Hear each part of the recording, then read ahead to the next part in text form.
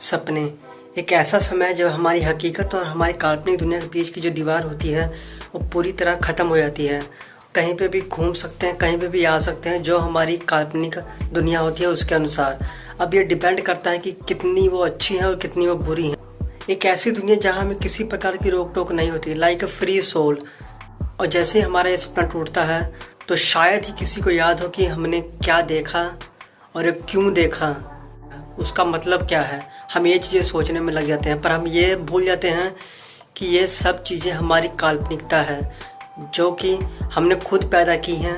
तो इसी सपनों की दुनिया की तरफ एक कदम आगे बढ़ाते हुए आज the haunting of hill house कहानी शुरू होती है ह्यू और ओलिविया और उनके 5 बच्चों से, जो अपनी छुट्टियां बिताने के लिए हिल हाउस में आए हैं। प्लानिंग तो ये है कि इस घर की मरम्मत करके इसको एक बड़े दाम में बेचकर एक बड़ा मुनाफा कमाया और उसके बाद अपने फॉरएवर घर की प्लानिंग की जाए, जो एक ड्रीम प्रोजेक्ट है इन लोगों का।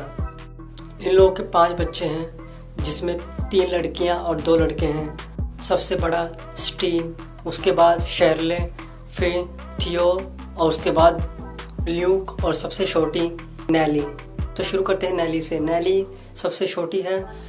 जब से वो इस घर में आई है उसे टूटी गर्दन वाली एक औरत दिखाई देती है और ये एक ऐसा कैरेक्टर है जो इस पूरी कहानी को जोड़ के रखती है।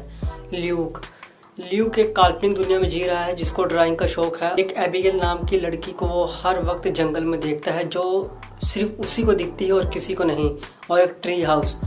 अब बात करते हैं थियो के बारे में।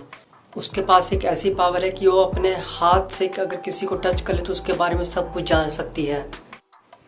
शेरले और स्टीव, उनके घर में आते ही उनके साथ कुछ अजीब घटनाएं होने लगती हैं। जैसे ही रात होती है तो उनको अजीब चीज़ें सुनाई और दिखाई देने लगती हैं। किसी तरह दिन गुजरते हैं। धीरे धीरे ओलिविया की हालत ख़राब होती जाती है। वो कुछ ऐसी चीज़ें करने लगती है जो शायद उसको मालूम ही नहीं कि वो कर भी रही है कि नहीं कर रही।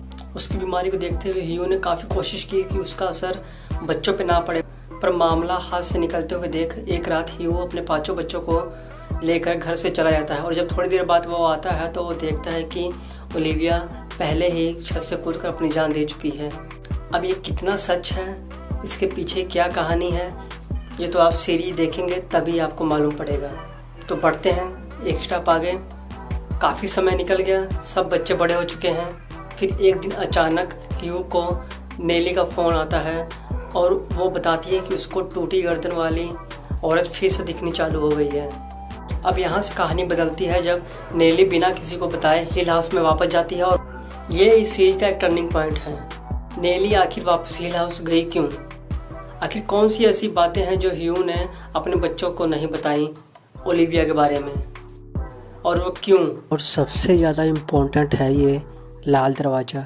आखिर क्या है ये लाल दरवाज़ा? आखिर क्यों इसको खोला नहीं जा सकता? क्या है इसके पीछे? देखिए, स्टोरी जितनी सिंपल लग रही है उतनी ही कॉम्प्लिकेटेड है।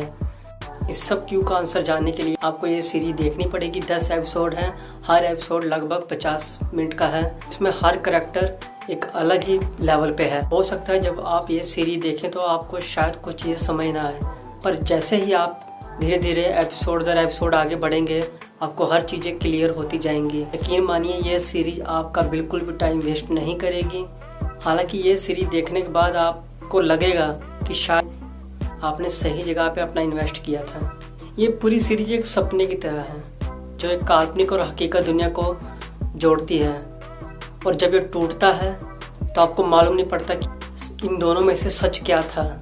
इस सीरीज में कुछ ऐसा ही है, और एक झूठ और सच के बीच जो एक दीवार है उसको बहुत अच्छी तरह से क्लियर करती है। हर करैक्टर को बहुत अच्छी तरह से दर्शाया गया है, उसके झूठ और सच, उसके पास्ट और उसके प्रेजेंट को। और भी बहुत चीज़ें हैं, और जब आप ये सीरीज देखेंगे तो आपको मालूम पड़ेगी। आप वो ज़रूर देखिए, बहुत बेहतरीन सीरीज है। नेटफ्लिक्स पर आपको ये सीरीज हिंदी डबिंग में देखने को मिल जाएगी, तो देखिए, एंजॉय कीजिए। बाकी मिलेंगे आपसे नेक्स्ट वीडियो में। जय हिंद।